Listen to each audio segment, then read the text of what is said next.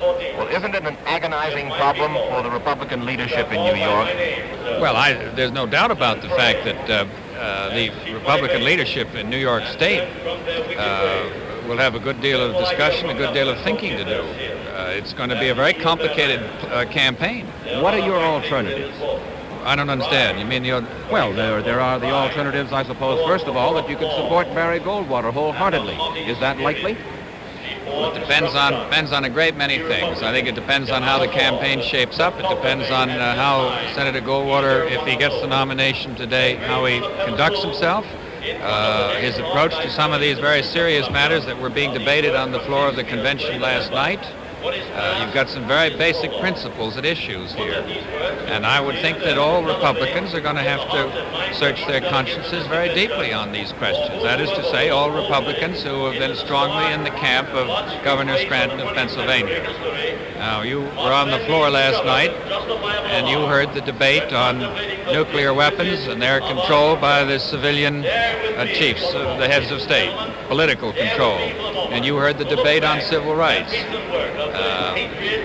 The Scranton forces were, or the moderate forces, if you will, were defeated on all of those. There are very basic principles involved on each of these subjects.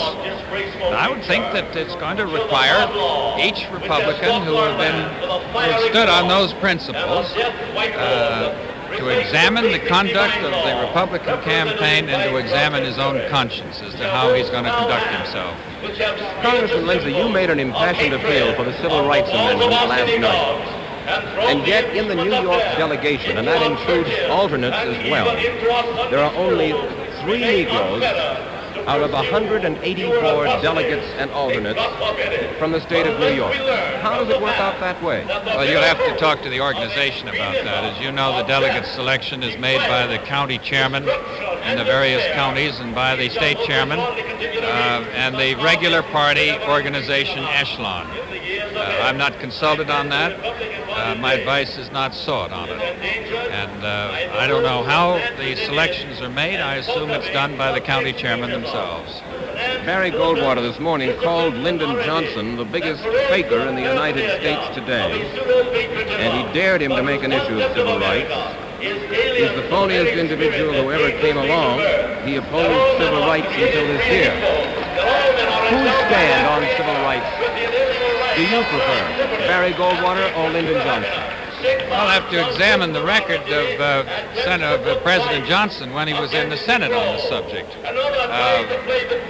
His early career was spent usually in shooting down most of the strong proposals that came over to the Senate from the House of Representatives. That was true also while he was the majority leader of the Senate. I can recall when I was in the Department of Justice in the Eisenhower administration, our frustrations when the Senate, under the leadership of then Majority Leader Lyndon Johnson, knocked us down on some of the proposals that we'd gotten through the House. Mike Wallace, still there? Yes, Walter. Mike, I know that with John Lindsay's youth, he's not exactly a veteran convention goer. I'm just wondering how he feels the mood of these delegates, the attitude of these delegates. So many of them are non-professionals coming to their first convention. Is their conduct, is it any different than past conventions that he's been to? The conduct of the delegates at this convention as compared to previous conventions, Walter Trump, I'd ask if you see a considerable difference. Yes, I do.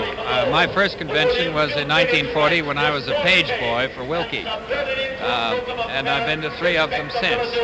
This is I guess the second time I've come as a delegate. And I think the conduct of the galleries, which is packed by the Goldwater forces, and by a substantial number of the delegates, too, which are overwhelmingly Goldwater, it appears, have been discourteous at certain moments. I think the treatment that they accorded Governor Rockefeller when he spoke last night was undignified, was rude, and unnecessary, and I objected to it very strenuously.